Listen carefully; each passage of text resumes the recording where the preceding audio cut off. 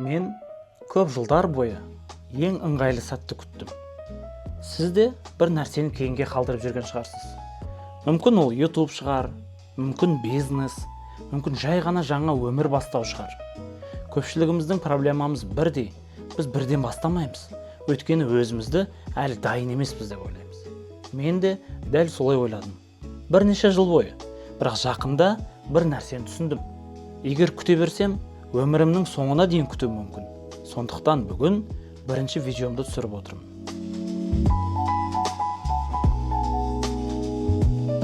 Біз неге бастамаймыз? Маған әрдайым себеп табылатын. Камерам жақсы емес, уақытым жоқ, жұмыс көп, ақшам аз, тәжірибем жетпейді. Бірақ уақыт өте келе бір нәрсені байқадым. Себептер өзгеріп отырады, ал қорқыныш өзгермейді. Бүгін камера кінәлі, ертең ақша кінәлі, бүрсі күні уақыт кінәлі, соңында өмір өтіп кетеді.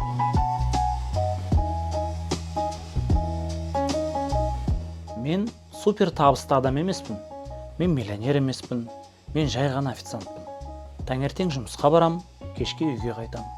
Отбасым бар, балаларым бар, жауапкершіліктерім бар, бірақ осының арасында бір нәрсе мазалай береді. Менің ішімде әлі де орындалмаған армандар бар.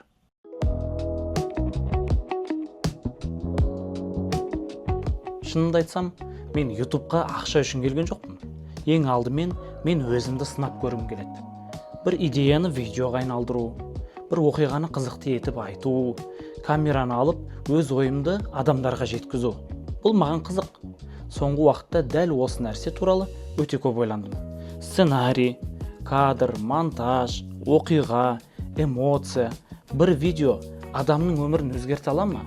Осы сұрақ маған тыныштық бермеді.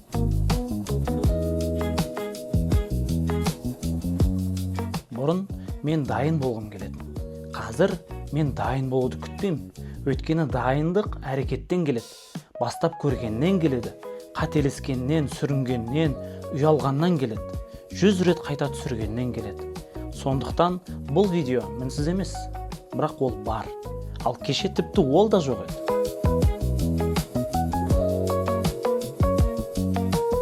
Мүмкін бұл видеоны 100 адам ғана көретін шығар. Мүмкін 10 адам ғана шығар. Мүмкін ешкім де көрмес. Бірақ бір жылдан кейін осы видеоны қайта ашқанда мен өзіме бір нәрсені нақты айта аламын. Мен бастадым, бастап көрдім, ал кейде өмірдегі ең маңызды қадам дәл осы болады. Сол үшін каналыма жазылып кетіңіздер. Келесі видеода кездескенше.